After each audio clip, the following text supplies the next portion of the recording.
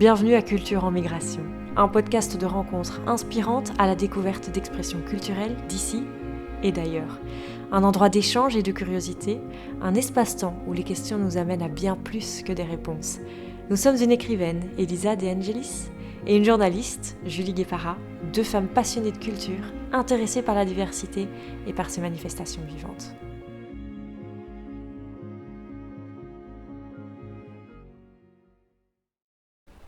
Union heureuse des deux univers égarés, le décor est posé, l'étendard est levé. On se trouve à mi-chemin entre deux continents, entre des notes, des rythmes, des sentiments. La musique véhicule ce qui les peuples habitent. Écoute ce morceau, qu'est-ce que ça te suscite ? On met des frontières, des genres, des étiquettes, on parle appropriation, apparence, appartenance, mais t'oublies que la mélodie véhicule l'essence. Des artistes où l'on explore l'énergie, l'âme, la présence. Rencontre d'esthétique, de goût et de valeurs, on s'échange des histoires, des récits qui viennent d'ailleurs. On se contamine sans cesse pour créer l'avenir, parce que quand le futur appelle, on est prêt à le choisir. La musique n'a pas de passeport ni de race, elle appartient à tous et elle sera toujours à sa place. Musique comme un drapeau décoré aux couleurs sans frontières, de l'identité nationale, une témoigne toujours fière. Mais aussi prête à changer d'avis, perméable aux influences, aux confluences, de feelings différents, de pas, de danse, des impros, des rythmes itinérants. On a beau dire que ce qui n'est pur est sale, au contraire, c'est une chance abyssale, un mariage d'intention, un héritage d'invention, un autre résultat de la même équation. Donc, bonjour Pablo, tu es pianiste et passionné de mélange entre jazz et différents courants, entre autres le tango contemporain. Pour un petit peu t'introduire à nos auditeurs, quelle est un petit peu ton histoire ? Comment est-ce que tu t'es passionné pour spécifiquement la musique et plus particulièrement le piano, et comment en fait tu en es venu à avoir cette envie et cette envie surtout de mélanger les courants musicaux ? Bonjour Julie, bonjour les auditeurs et les auditrices. Merci pour l'invitation, c'est chouette. Je joue le piano tout simplement parce qu'il y avait un piano chez moi. C'était un peu mon jeu d'enfance, on pourrait dire, quelque part. Je commençais à prendre des cours quand j'étais tout petit, à l'âge de 5 ans, 6 ans, un truc comme ça. Je me souviens même pas de l'époque dans laquelle je jouais pas du piano. Après, j'ai eu une formation assez éclectique parce que je me suis pas formé au conservatoire. Je me suis formé un peu à droite, à gauche, pas mal de cours privés. J'ai fait une école de jazz quand j'étais ado. Après, j'ai étudié la composition à la fac. Je me suis diplômé en composition. Mais les histoires de travail, de vie, de désirs musicaux m'ont mené plutôt vers la musique populaire, en particulier la musique populaire de l'Argentine, qui est le pays où je suis né, et en particulier au tango, que c'est la musique que j'ai joué le plus, je pense, dans ma vie, et c'est un peu chez moi. Mais j'ai aussi, quand j'étais plus jeune, des groupes de rock, des groupes de jazz, de beaux mélanges, on pourrait dire, un peu de tout. C'est pour ça que je me considère un peu cette sorte de croisement des genres. Pour moi, c'est quelque chose de naturel parce que c'est mon histoire. C'est tout simplement ça. Et est-ce que c'est parce que l'Argentine, de par sa situation géographique, a vécu plus d'influences autres en termes de musique, ou est-ce que non, c'est pour toi la musique en règle générale qui, dès qu'on commence un petit peu à mettre un pied dedans, on s'expose par définition à tous ces autres genres ?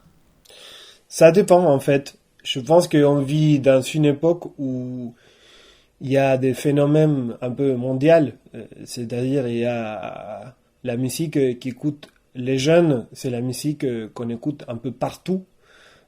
Si on parle de mainstream, au moins, c'est-à-dire la plupart de mes copains au collège et à l'école, écouter la même musique qu'ici en France.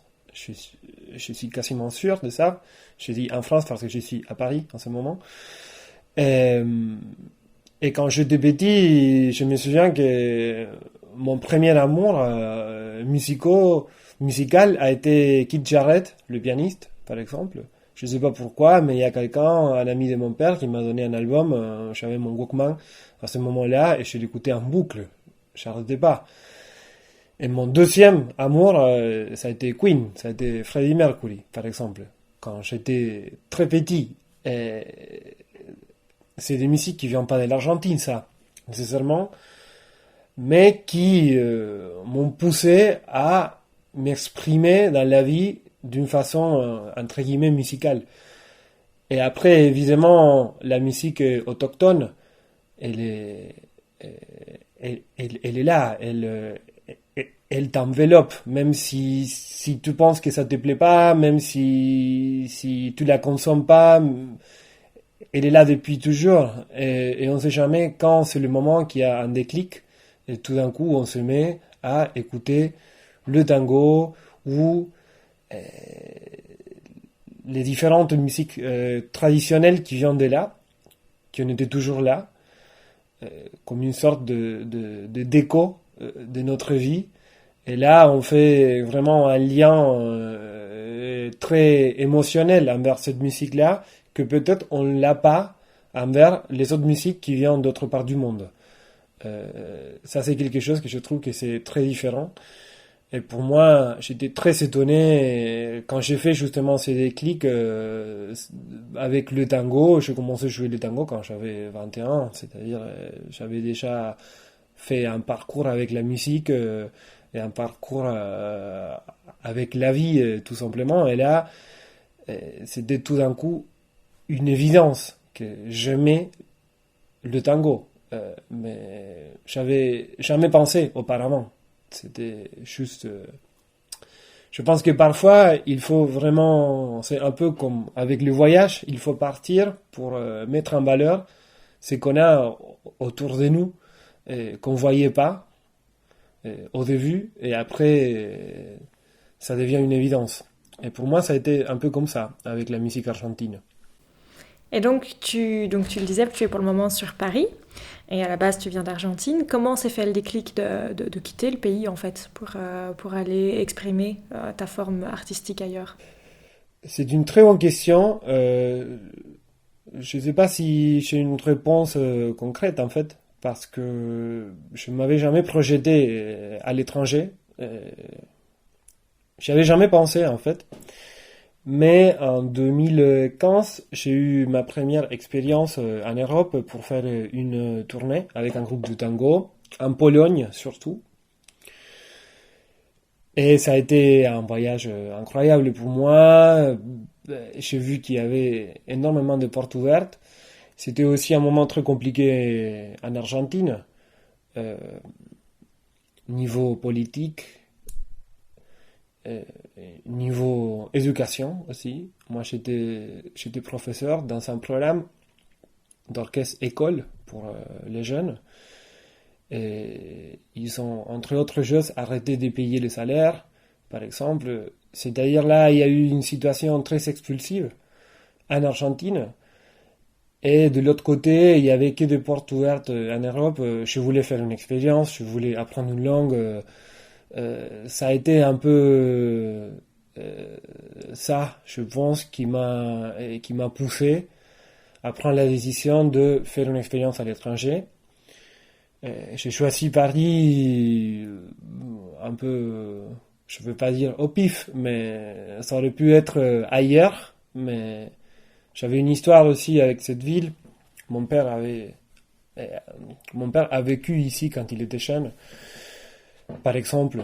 Et bon voilà, je voulais tenter ma chance et après ça s'est très bien passé. Ça se passe très bien encore et je suis très content d'être ici. J'aime bien rentrer en Argentine aussi de temps en temps. Avec le Covid, ça a été évidemment compliqué, plus compliqué, mais j'ai des intentions de faire des allers-retours Mais pour l'instant, je suis bien ici, basé en France. Et donc, tu le disais, tu as commencé la musique plutôt seule, tu continues à la pratiquer aussi en tant que soliste, mais tu performes aussi en groupe, enfin, et en ensemble, parfois en duo. Comment est-ce que tu arrives à justement partager toute cette histoire que tu as, toute cette multiculturalité, en fait, avec des gens qui, eux, peut-être ne l'ont pas? Quand tu dis multiculturalité, tu parles de la musique que j'ai jouée en Argentine. Oui, et de ce mélange d'influences et... Euh, En fait, ça dépend parce que j'ai des projets dans lesquels on joue cette musique-là d'une façon un peu plus en état brut, quoi. C'est-à-dire, j'ai un groupe où on joue euh, du tango traditionnel. Et là, évidemment, pour jouer quelque chose dans l'état pur, il faut y connaître, il faut savoir parler cette langue. C'est un peu ça, parce qu'on va avoir une construction du discours musical dans cette langue-là, qui est le tango par exemple. Et là, évidemment, moi je m'en fous si les gens avec qui je joue viennent de l'Argentine ou d'ailleurs. Ce qui importe, c'est avoir du respect pour cette musique-là, pour l'histoire derrière, pour le langage derrière. J'ai la chance de jouer avec beaucoup de gens qui ne viennent pas de l'Argentine, hein, qui connaissent beaucoup plus de tango que moi. Et moi, ça, je l'adore en fait. Je trouve merveilleux qu'une musique, qu'on puisse tomber amoureux d'une musique et d'une façon de faire la musique à tel point de s'y plonger dans la culture d'un pays étranger. Après, évidemment, quand je joue avec des Argentins, on a une complicité, mais qui n'est pas forcément liée à la musique, sinon est liée à l'histoire de notre pays, qu'on a partagé, parce qu'on a vécu des choses pareilles, parce qu'on parle la même langue, le même argot de la même langue aussi. Et ça c'est cool de temps en temps d'être détendu sur ce langage-là, mais au moment de faire la musique, ce qui compte, c'est de bien jouer cette musique qu'il faut jouer. Après, avec les groupes que j'ai, qui sont des groupes où ce que je cherche, c'est plutôt le mélange d'autres choses, je te dirais que parfois, c'est mieux d'avoir des gens qui viennent d'ailleurs, et qui peuvent apporter quelque chose que je n'aurais jamais pensé en fait. C'est ça que j'y cherche, parce que l'intérêt justement c'est d'élargir un peu ça, d'élargir le monde, de voir jusqu'à où on peut aller avec un langage justement.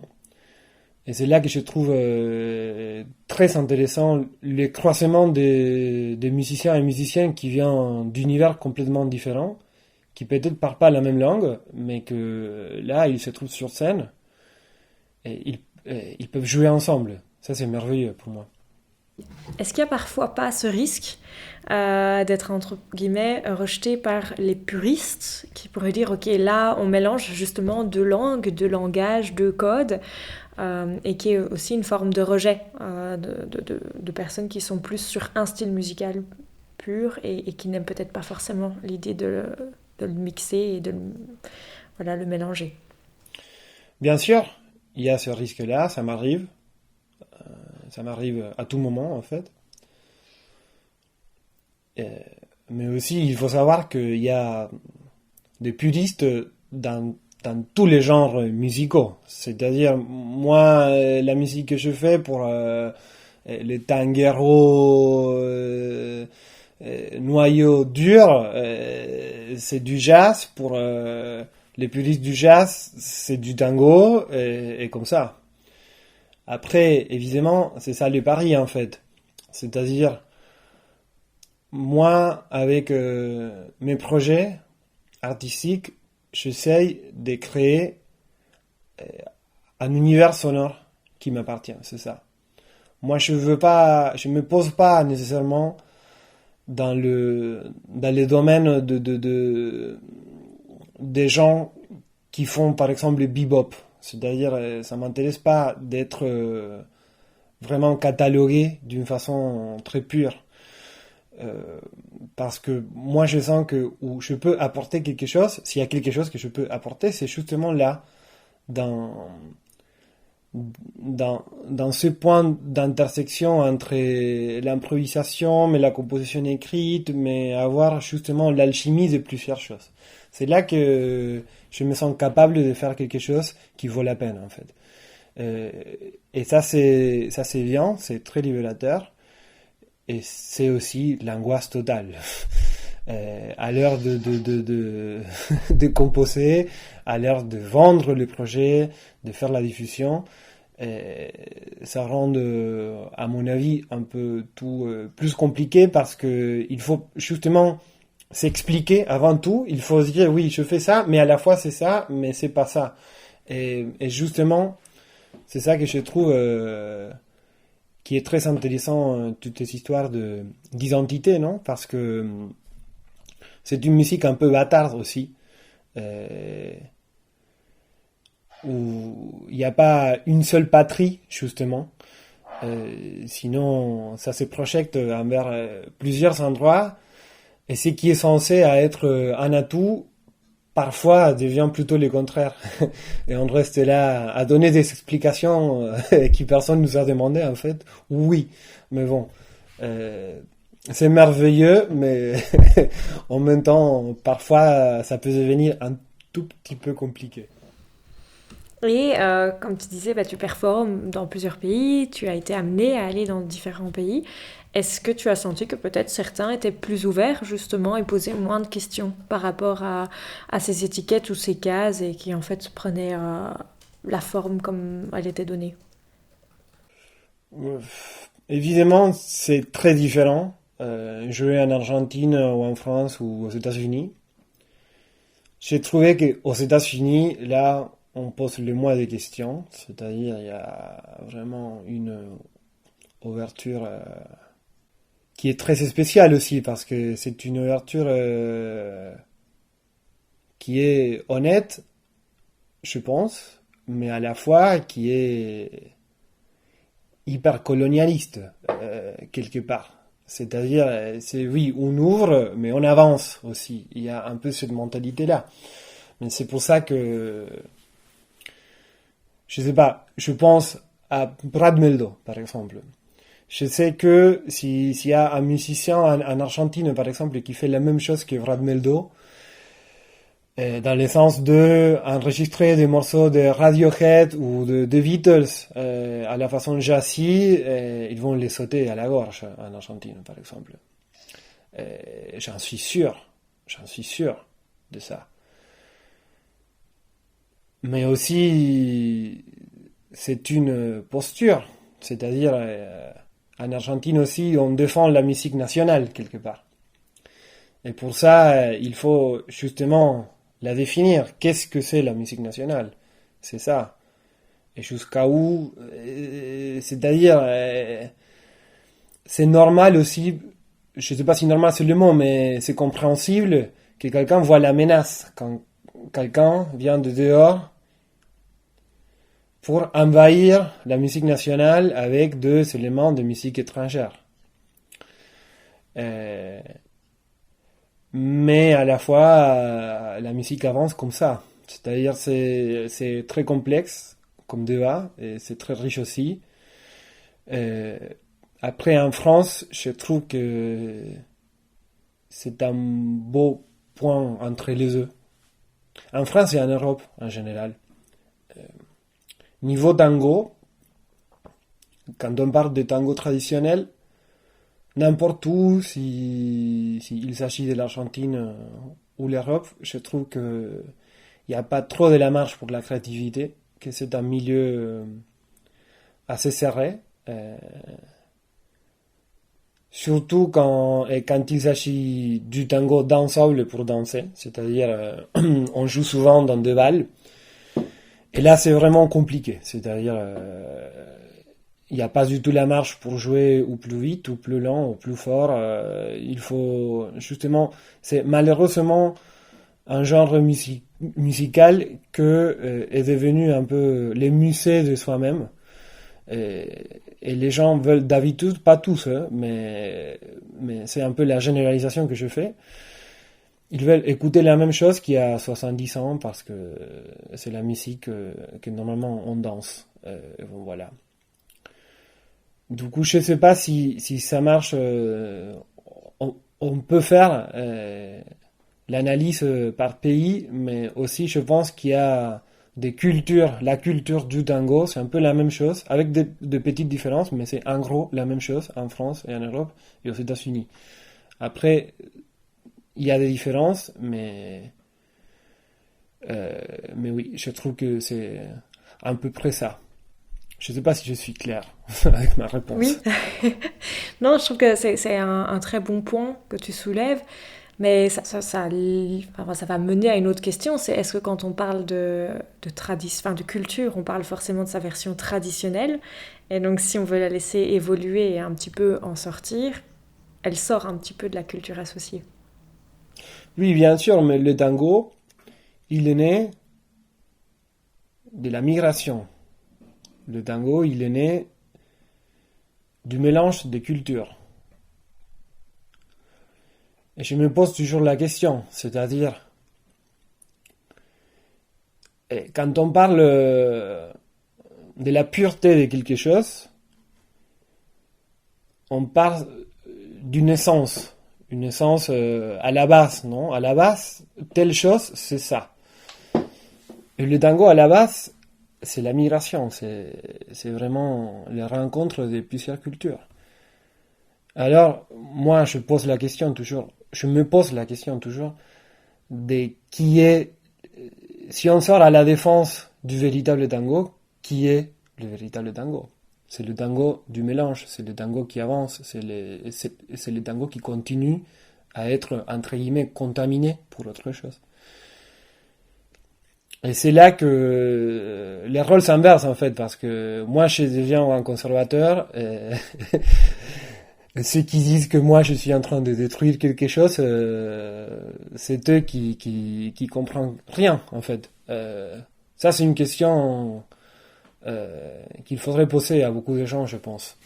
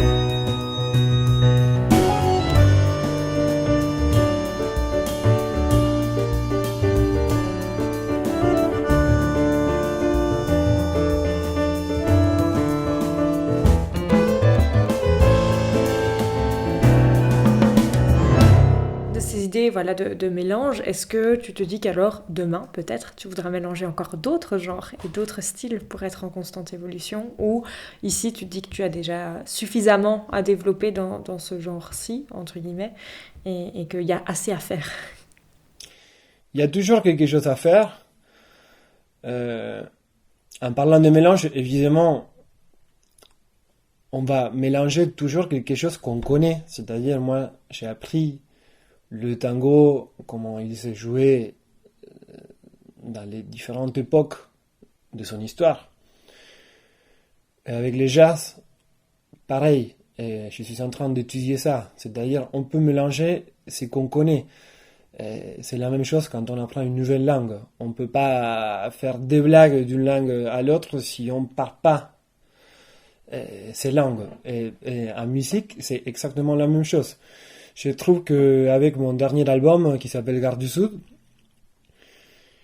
que j'ai fait l'année dernière avec mon groupe, qui est un quartet de jazz en fait, on a trouvé une sonorité que j'ai envie c'est-à-dire de me poser là, mais pour la développer justement. C'est un groupe avec qui j'ai envie d'écrire une histoire. Je pense qu'on peut faire un beau parcours ensemble et qu'on a trouvé justement une alchimie qui était risquée, mais moi, à niveau personnel, je suis très satisfait avec le résultat de cet album-là. Et tu parlais d'alchimie. C'est forcément compliqué de composer comme ça un groupe. Comment est-ce que vous êtes... Enfin, en général, comment est-ce que tu trouves les gens avec qui tu joues? Comment est-ce que, justement, vous arrivez à trouver cette alchimie? Et parfois, tu te dis, bon, là, ça peut passer. Ou là, je le vois d'avance, on n'est pas sur la même longueur d'onde. Ça risque d'être compliqué. Ça dépend.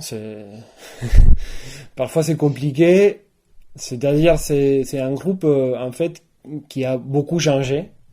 Quand je suis quitté l'Argentine, j'avais pris la décision de partir. Je me suis dit que je voulais partir avec un album à moi, de musique à moi, parce que j'avais beaucoup joué, j'avais beaucoup enregistré, mais toujours pour quelqu'un d'autre. Et là, j'ai créé un groupe qui était mon premier sextet,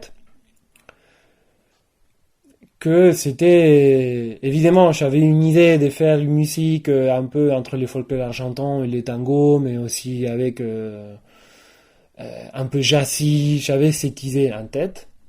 Mais j'ai choisi des gens de confiance pour faire ça, des amis aussi, il faut le dire. Et là, on a fait cet album, et après, je suis parti en France. Et cet album-là a eu beaucoup plus d'impact de ce que j'avais prévu. On a gagné 2 prix avec. Et du coup, j'ai essayé de recréer ces groupes en France. Mais par exemple, ça n'a pas marché, mais pas à cause des musiciens, sinon à cause des dynamiques de travail. C'est pas la même chose avoir un projet en Argentine que l'avoir ici en France. Moi, j'avais pas capté tout à fait ça à ce moment-là, à mon arrivée. C'était pas facile non plus.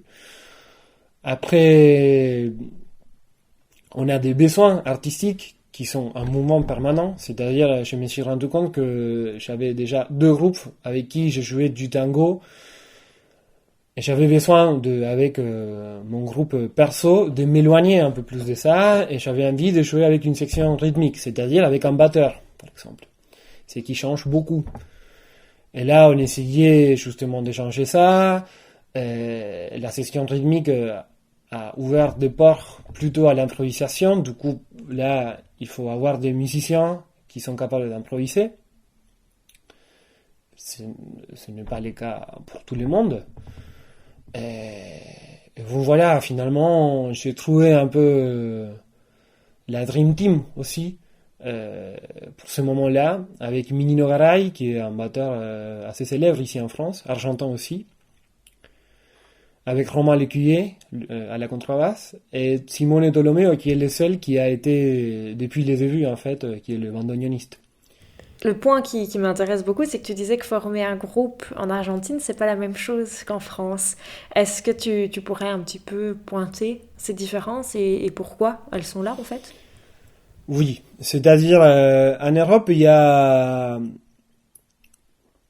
les milieux artistiques en général même si ça va vous choquer, je pense, ce que je vais dire, en comparaison avec l'Argentine, le milieu artistique, il est très professionnalisé.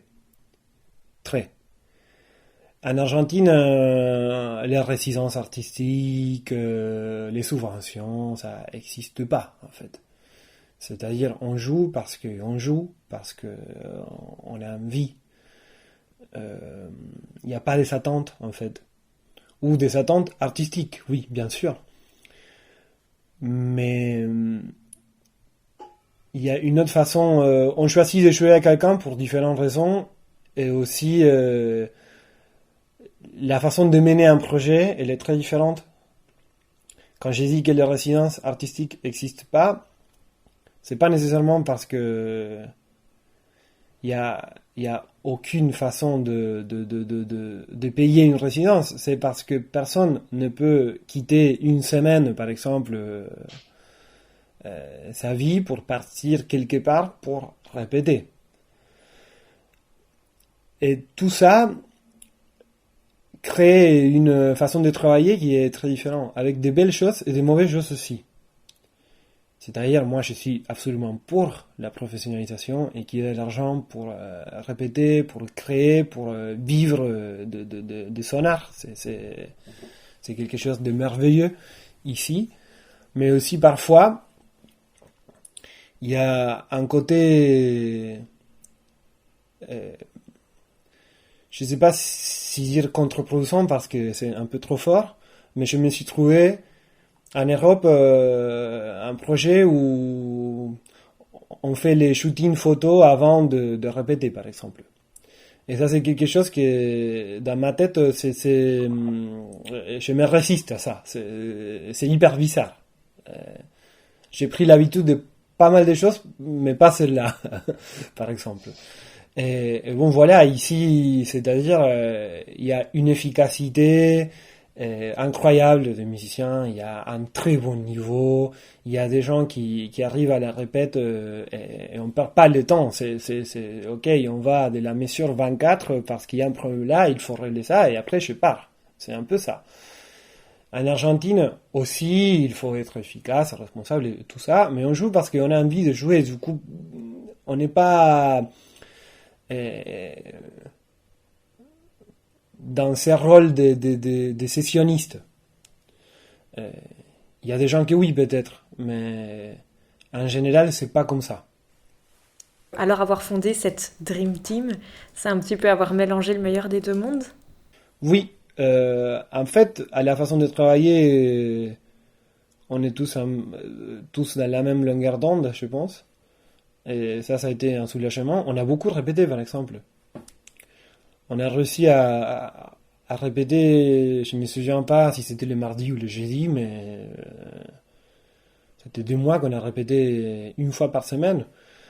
Et après, on a répété intensivement avant l'enregistrement. Évidemment, les enregistrements sont toujours compliqués à caler et tout ça. Et l'agenda de chacun, c'est vraiment...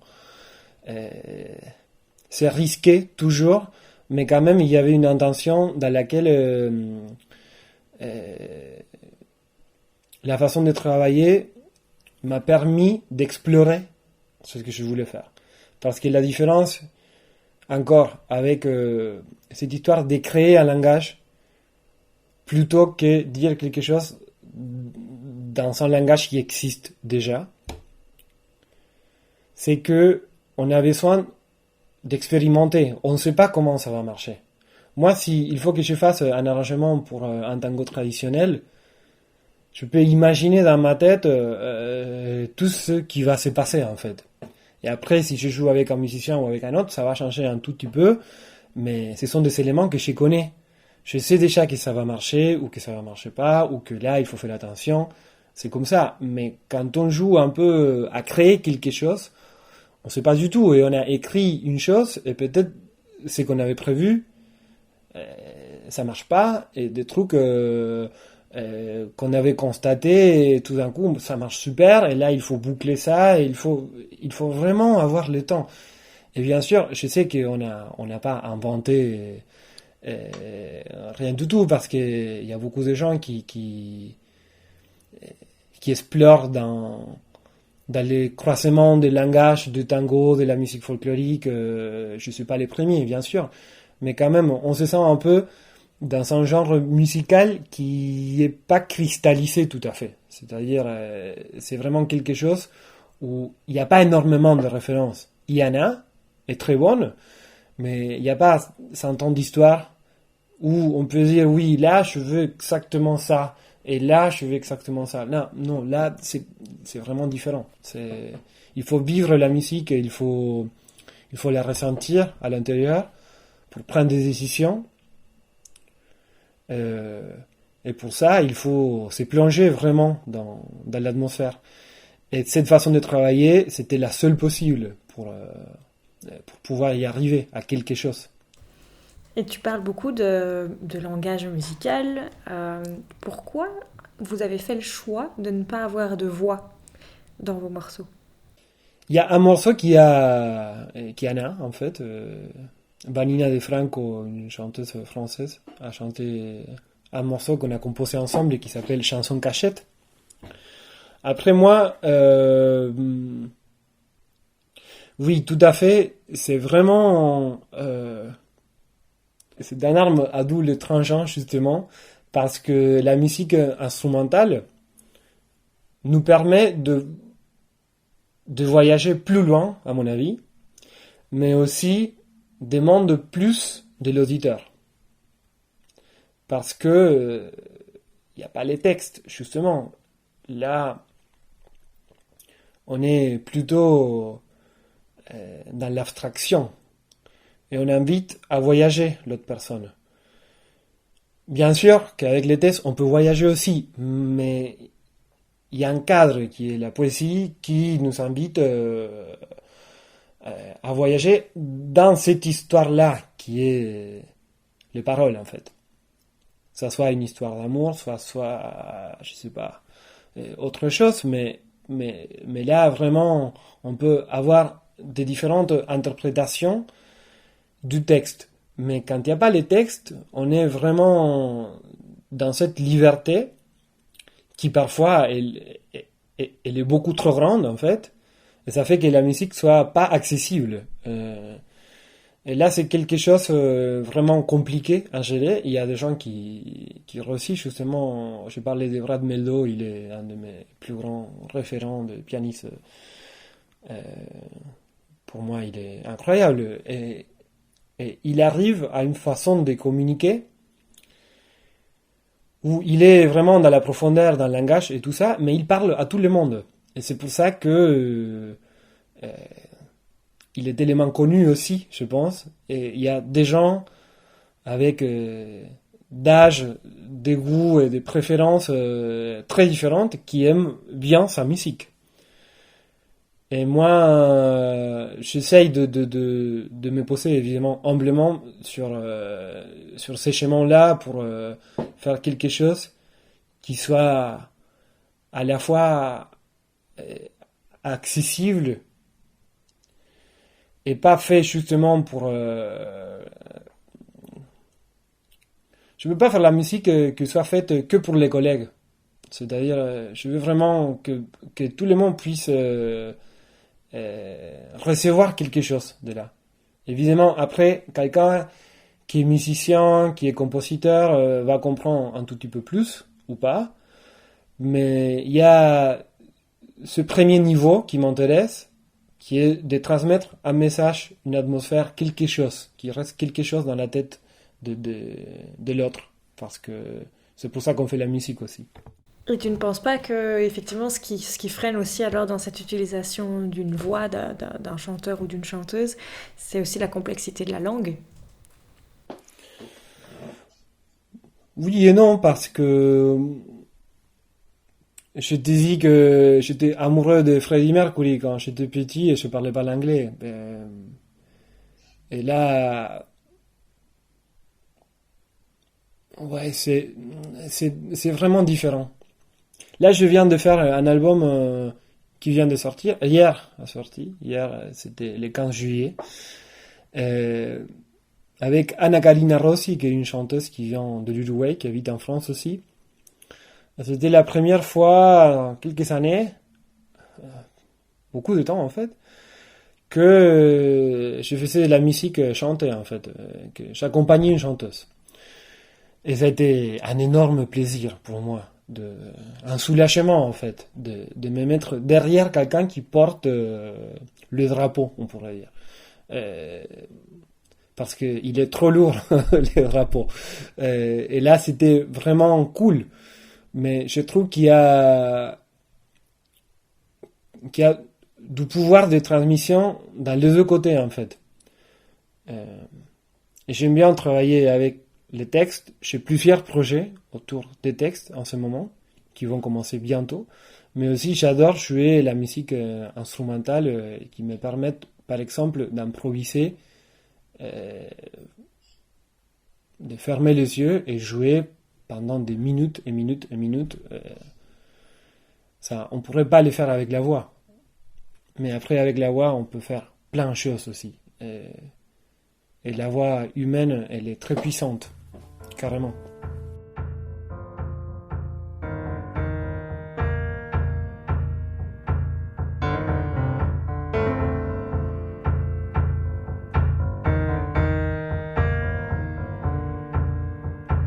El viento de sus ojos se parece a ese viajero cuando evoca los infiernos y los mares. Sus manos son estelas insolentes recortando los milagros en las calles y en los bares. Brindo con el vino que llovina por su voz, patria de una ausencia que hoy recorre mi dolor. La quiero simplemente porque no puedo explicarlo, por poético misterio hecho canción. Oui, donc c'est vraiment plus un choix, trop de diversité. Il faut parfois choisir un axe sur lequel se concentrer en termes de développement et d'idées. Et est-ce que c'est pas parfois difficile, justement, comme tu disais, une fois porter le drapeau, une fois laisser le drapeau, une fois être dans un style musical, une fois dans un autre, une fois respecter des codes un peu plus traditionnels, et puis après passer sur de l'improvisation et de la création. Comment est-ce que tu fais dans cette vie de tous les jours pour gérer toutes ces casquettes et sûrement, je suppose, parfois plusieurs projets sur différents styles en même temps? Bien sûr que c'est très difficile, mais ça serait beaucoup plus difficile de faire la même chose tout le temps. Ça serait pas possible en fait. Après, il faut faire des déclics. Il y a des périodes de travail où on apprend quelque chose et une fois que c'est acquis, ça c'est plus facile. C'est-à-dire si demain avec Anna Karina Rossi on doit faire un concert, c'est pas qu'on doit monter tout le répertoire. On s'est fait une petite répète et on sait que ça va aller parce que on a déjà conçu la musique, ce qu'on voulait dire. Et c'est un peu la même chose avec tout. Après, évidemment, il y a je peux pas être dans deux projets de création absolue en même temps parce que c'est trop. Mais si demain je dois jouer avec les groupes de tango traditionnels, ça ne m'écoute pas grand-chose dans ma tête. C'est-à-dire,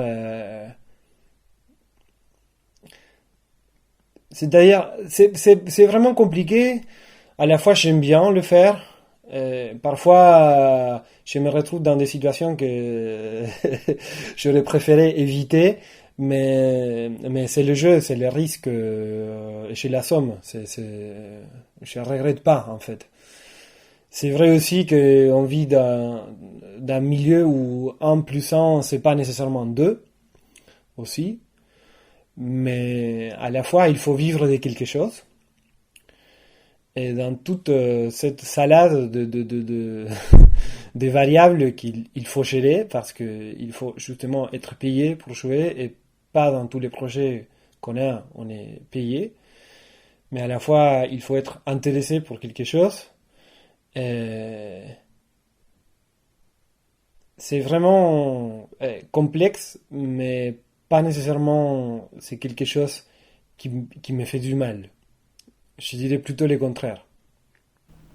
Et quand tu parles de risque à faire trop de choses en même temps, c'est quoi en fait pour nous qui nous n'y connaissons peut-être pas, cette notion de risque? Le risque, c'est de se retrouver, c'est-à-dire dans le travail créatif. Le risque pour moi, c'est le travail créatif, en fait. Parce que si demain quelqu'un m'appelle pour jouer en tant que pianiste, quelque chose, ça peut être un répertoire compliqué ou pas, mais la façon d'entamer ce répertoire-là, c'est plutôt gymnastique. C'est-à-dire il faut s'asseoir, il faut étudier et avancer petit à petit. Mais quand il faut composer, par exemple, quelque chose, justement, la composition ou la création en général répond pas à la temporalité en général, à la temporalité. Ça répond pas à la temporalité. C'est-à-dire, on peut avoir 20 minutes de gloire et on est très content. Et après, on peut être bloqué pendant 2 semaines avec un truc. Et il faut le rendre la semaine prochaine et on entre en panique. Et c'est là que tu te dis, oui, mais il aurait fallu que je fasse ça ou que je ne fasse pas ça. Mais on ne pouvait pas le savoir en avance, bien sûr. Et aussi, parfois, on n'avait pas les choix. Et bon, on fait du jonglage là et on essaye de s'en sortir. Là, je viens de sortir d'une époque où j'avais beaucoup de engagements. Je pense que j'ai bien galéré, mais finalement, il y a cette sorte de pression qui te fait bosser vraiment à la fois. Si on a toute la liberté du monde, parfois on reste coincé aussi. Du coup, oui, c'est compliqué. Donc, comme on dit, tu es plutôt dans l'équipe procrastinateur où tu as besoin de la, de la pression d'un deadline final pour pouvoir un petit peu finaliser. Oui, mais je suis pas du tout fier de ça. En soi, on remarque souvent que chacun a un peu son style et sa manière de fonctionner. Mais là, quand il y a différents projets, bon, c'est parfois un peu forcé de constater que voilà, il faut mettre une finalité, parce que je suppose que sinon, particulièrement dans le groupe où vous faites de la création et de l'improvisation, en fait, il n'y a jamais de fin sinon. Ah oui, bien sûr, bien sûr. Ça se dit d'habitude que les pièces musicales, on les abandonne. On finisse pas, en fait. On pourrait continuer toujours là, à travailler, à peaufiner, à soigner. Il y a un moment que il faut vraiment lâcher l'affaire. Et aussi, ça c'est bien. Ça c'était quelque chose qui avant, je me souviens, ça m'est paralysé en fait. Je restais tétanisé face à la situation de me dire, ok, ça va pas être mieux que ça. Là, je pense que je fais la paix un peu avec cette idée de que on est la photo de nous-mêmes de cet instant-là, et ça compte aussi pour le travail artistique. Et bon voilà, il y a des choses que je fais desquelles je suis plus fier ou moins fier, mais même pour les pires, entre guillemets, ça m'a permis de grandir et de faire des choses meilleures après. Du coup, c'est comme ça que ça avance. Un travail en constante évolution. Et quand on parle de travail, on parle aussi de finalité. Donc tu as eu beaucoup d'albums, beaucoup de chansons qui ont été créées avec différents groupes. Si les auditeurs veulent un petit peu pouvoir te suivre, les prochaines dates, les diffusions, les sons, les morceaux, quels sont les moyens d'être au courant de ton parcours et des prochaines dates? Et oui, absolument. Je suis sur les réseaux sociaux, bien sûr. J'ai un site web où il y a aussi toutes mes dates avec plusieurs projets. Et aussi, je suis sur les plateformes streaming, Spotify, Apple Music, SoundCloud. Il y a tout, partout. Vous allez trouver notamment mon dernier album Gare du Sud, que c'est de ça qu'on a parlé surtout avec toi. Il y a aussi Evidencia, qui c'est l'album avec cette fameuse chanteuse Anna Karina Rossi, qui est sorti récemment. Et aussi mon premier album, Muy Lejos, par exemple, qui est l'album que j'ai fait quand j'étais en Argentine, avant de quitter l'Argentine. Il y a un autre EP qui s'appelle Reflet, que c'est un peu la transition entre ce premier album et le dernier. Et aussi il y a un album de piano solo qui s'appelle Los Espejos. Et bon voilà, il y a tout là, j'espère que vous allez chercher et que ça vous dira quelque chose. On l'espère en tout cas. Merci pour l'échange et le partage. En tout cas, de notre côté, je pense que Elisa et moi, on a été tentés d'aller encore plus loin dans nos recherches par rapport à tes musiques et tes créations. Et on espère pouvoir en découvrir encore plein d'autres dans les années à venir. Oui, merci Julie, merci Elisa pour l'invitation. C'est super l'initiative. Merci à les auditeurs d'être là.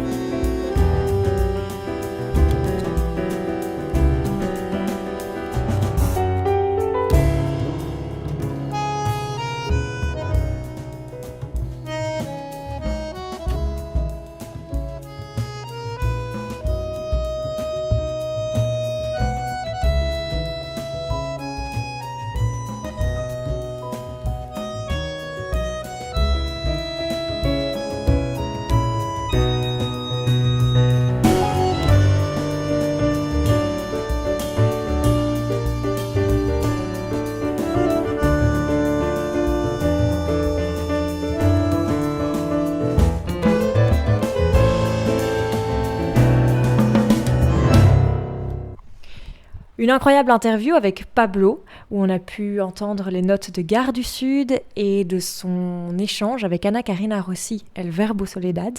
On espère que ça vous a autant plu qu'à nous, parce qu'en tout cas, ça nous a éveillé beaucoup de curiosité et ça nous a posé encore plus de questions, comme à chaque épisode, au final. Là, la question, la première en tout cas, Elisa, avec laquelle je saute, c'est est-ce que, en fait, avant tout, fonder un groupe et jouer en groupe, c'est pas déjà une aventure culturelle ? Est-ce que ce n'est pas déjà un métissage culturel ? Et un art traditionnel, est-ce qu'en fait ça peut évoluer ?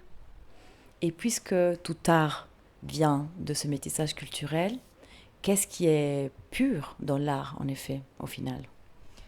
Et comment est-ce qu'on peut essayer de parler d'art de manière universelle quand on veut une interprétation personnelle ?